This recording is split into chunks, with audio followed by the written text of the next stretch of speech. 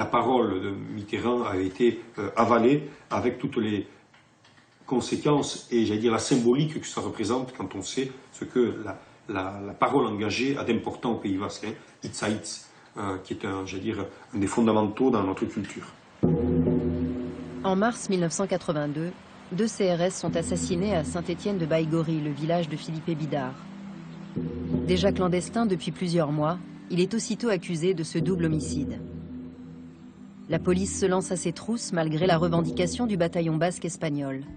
Un groupuscule d'extrême droite qui met la pression sur le gouvernement français pour qu'il cesse d'accorder l'asile aux militants d'ETA réfugiés en Pays Basque Nord. Ipar Etarak dément toute implication dans ces meurtres.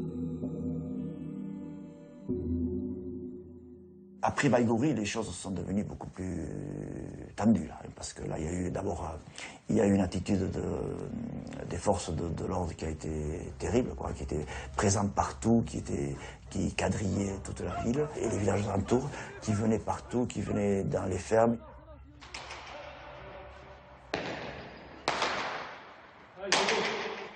Pour financer ces opérations, l'organisation ne collecte pas l'impôt révolutionnaire, mais pratique la récupération de fonds. Les militants multiplient en fait les braquages de banques. Un certain nombre d'entre eux choisit de plonger dans la clandestinité et se consacrent totalement à la lutte. En quelques années, ils sont 6 à être cachés par les habitants du Pays Basque Nord. Une partie importante de la population les soutient et les héberge. Ce matin, le camping Le Puntao à Léon s'est réveillé encore choqué par le drame qu'il a vécu hier soir. C'est au cours d'un contrôle qu'a eu lieu ce drame, puisqu'un gendarme a été blessé relativement grièvement et un autre gendarme est décédé. J'ai vu donc 3 gars qui sortaient de la voiture, un qui avait un pull rouge qui s'est approché vers la police et les bras en l'air, puis d'un seul coup après il a fui, il a traversé le terrain de camping, il a traversé le sous-bois, il est pénétré dans le terrain de camping par le bout. Jean-Louis Lard, militant de l'organisation, disparaît ce 8 août 1983. Sa famille et ses compagnons de lutte vont le rechercher activement durant 30 ans, sans résultat. On suppose qu'il est mort.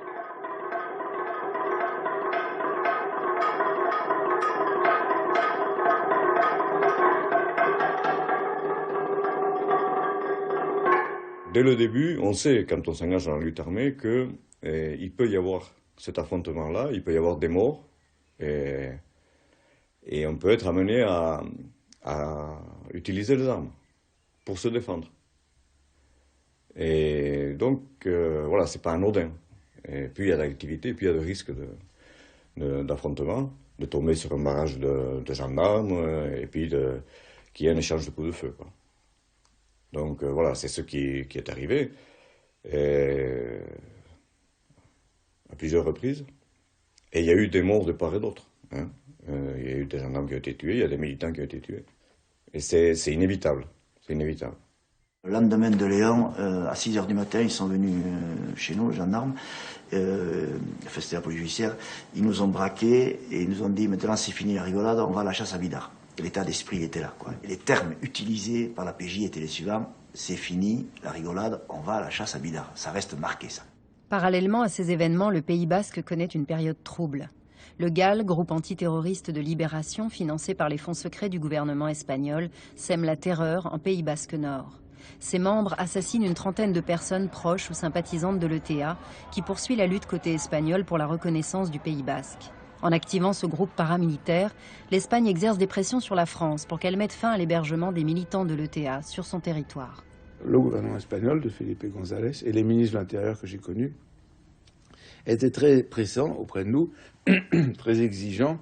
On n'en faisait jamais assez, alors que le Pyrénées-Atlantiques était le département peut-être le plus fliqué de France. On luttait contre le terrorisme, parce qu'on était contre le terrorisme, et pour aider la démocratie en Espagne. Le Pays Basque Nord était important pour ETA, pour mener leur lutte au sud. Il leur fallait une base arrière au nord. Donc c'était le Pays Basque Nord qui leur servait de base arrière. Et bien sûr, nous, en développant la lutte au Pays Basque Nord, bon, on pouvait mettre en danger leur base de repli. La stratégie d'État a toujours été, nous on libère le Sud et quand on sera libéré, on viendra libérer le Nord. Et en y parlant, si on doit attendre que le Sud se libère, eh bien on sera anglais, on va finir quoi. Et ça a toujours été, et c'était malheureusement pas des stratégies politiques, c'est des stratégies de la part d'État militaire tout simplement, quoi.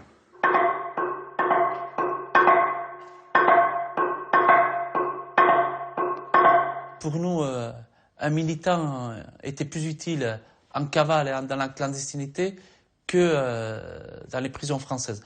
Donc on avait comme objectif que si on se faisait arrêter, il fallait qu'on pense et qu'on voie par tous les moyens comment s'évader.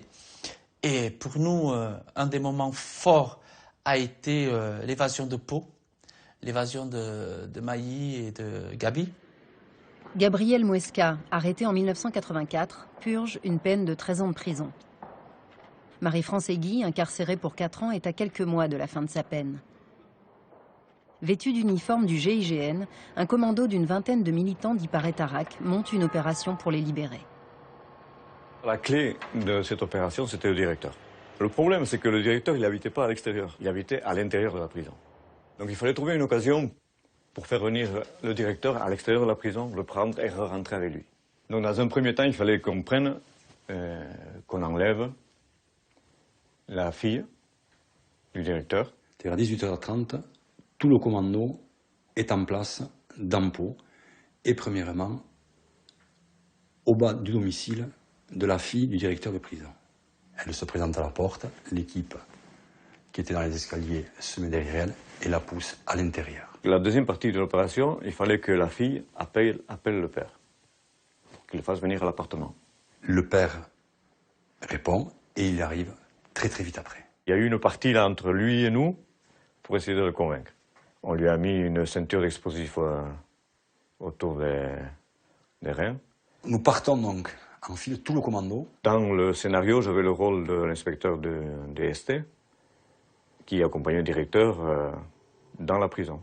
C'était là le moment le plus délicat de l'opération. Pour ouvrir la porte, il fallait que le directeur rentre dans la prison. Il devait laisser la voiture devant, rentrer par une petite porte et faire ouvrir la grande porte. Et pendant tout ce temps-là, moi j'étais seul dans la voiture du directeur devant la porte et je ne savais pas s'il allait revenir ou pas. Et 2-3 minutes après, c'est la grande porte qui s'ouvre, électriquement. J'étais sur le bord de la petite fenêtre de la cellule que j'occupais et comme j'étais face à l'entrée de la prison, j'ai vu rentrer le commando. Quand on est arrivé devant la porte de la cellule, donc il y avait les surveillants qui sont arrivés et le directeur leur a dit de partir. Il a ouvert la porte et il a appelé Gaby. Le directeur m'a dit Muesca, préparez vos affaires, vous sortez pour un transfert. Et on est parti au quartier des femmes pour aller voir Madi. Il a appelé Madi, Madi est venu. Et bon, Madi était là, tout sourire. Et il dit, bon, préparez vos affaires. Et donc, bon, il referme la porte, prépare les affaires, et on repart au greffe. Et le chef d'escorte du GIGN doit signer la décharge, tout ça, la prise en charge des prisonniers. Donc il signe, c'est là qu'il sur le registre, il signe ICA. Et puis on sort tous.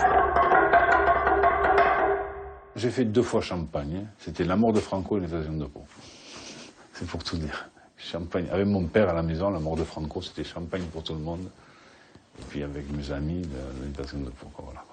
C'était une très belle opération. Les Corses n'auraient pas fait mieux, ça c'est certain, mais c'était une très belle opération.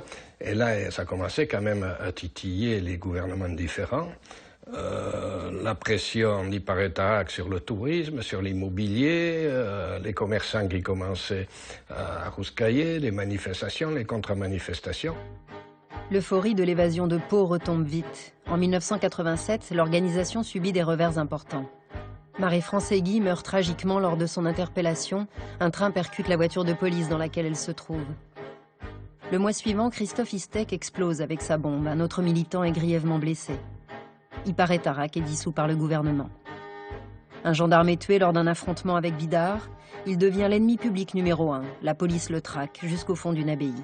On a créé la section recherche qui était à 80% dirigé sur le problème basque. On l'a créé justement pour obtenir des résultats.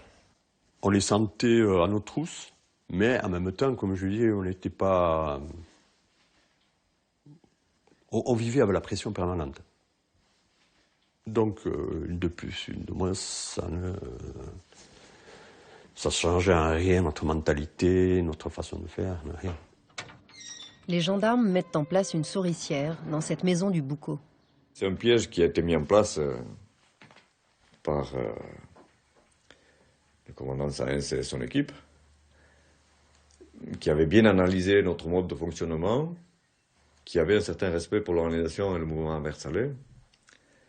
Et un soir, à 10h ou 11h du soir, on me prévient qu'il y avait 4 personnes qui étaient rentrées dans ce bâtiment. Dès qu'on est rentré dedans, je ne me suis pas bien senti là-bas. J'ai senti qu'il y avait quelque chose qui clochait, quoi. C'était trop beau et en même temps, il y avait certains détails qui collaient pas, qui étaient... Il y avait quelque chose. Je ne savais pas, que je n'ai pas su analyser de suite. Mais je ressentais quelque chose qui n'allait pas. Je me suis dit, ici, il ne faut pas qu'on traîne ici. Et quand on est sorti, ils ont allumé des phares, et ils ont commencé à tirer, à arroser. Et on n'a pas pu sortir. On a été obligé de rentrer de nouveau dans la maison. On était pris au piège, quoi. On était là, dans la nasse. Quand je suis sorti de la villa et que j'ai glissé sur le gravier, que je me suis étalé par terre, le flic du GIGN qui est venu sur moi et qui m'a aligné cette balle dans le dos, c'était pour m'achever, quoi. Il fallait là, il n'y avait pas de quartier, quoi. C'était clair qu'ils étaient venus pour faire le grand nettoyage. On a parlementé avec Philippe Bidard qui était au fond du couloir, Cheveste était par terre. On a parlé rendez-vous, etc. Alors, il était là avec son arme à la main et au bout d'un moment, il n'a rien dit. Il n'a pas manifesté d'anxiété ni de peur, quelconque. Au bout d'un moment, voyant qu'il était vraiment cuit, qu'il n'avait aucune issue, il s'est couché, il a posé son arme. J'ai posé les armes avec cette unique idée, quoi. Je dis, mais le plus vite possible, je m'échappe et on continue la lutte dehors.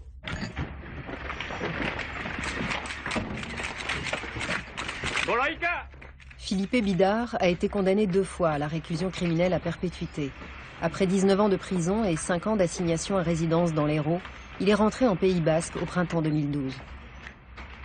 Il y a eu des débats énormes au sein de l'organisation pour savoir quelle stratégie il fallait mener à partir de ces arrestations, depuis le dépôt des armes, en passant par la trêve et en donnant, la priorité au mouvement politique. Par rapport à ces interrogations, ça a été pendant plusieurs années des mêmes interrogations sans réponse. Malgré ces interrogations, l'organisation lance une de ses plus grandes offensives contre les biens immobiliers en Pays Basque. En 1991, Ipare Tarak revendique une 40aine d'attentats. Pierre Joxe, ministre de l'Intérieur, se rend plusieurs fois en Pays Basque et rencontre officiellement des élus nationalistes. D'autres discussions, plus secrètes, sont organisées avec le ministère de l'Intérieur. Négociation, non. Une entrevue. Une entrevue avec un secrétaire de Joxe. C'était sans y croire. Les contacts avec l'État français à travers le ministère de l'Intérieur à un moment donné de l'histoire de la confrontation qu'on a eue avec eux, c'était pas pour obtenir une négociation qui amène des résultats, c'était pour que ça contribue à une évolution du pays et qu'ils puissent autoriser un débat sur l'institution. Et le débat, il devait avoir lieu ici, les décisions, elles doivent se prendre ici, et l'évolution, elle se fera ici, avec les élus de droite et de gauche d'ici, et les élus à Versailles naturellement, et l'idée, c'était pas que l'État français dicte l'avenir institutionnel du Pays Basque, c'était que l'État français ne bloque pas l'évolution institutionnelle du Pays Basque. Ils choisissent une autre voie politique, qui est le soutien à 100% à Madrid. Cette entente franco-espagnole est sans faille depuis les années 80. La non-reconnaissance du Pays Basque Nord est un leitmotiv utilisé par les gouvernements de gauche comme de droite. Le prétexte de la lutte armée de l'ETA sera souvent avancé pour ne pas reconnaître politiquement le Pays Basque Nord. En Espagne,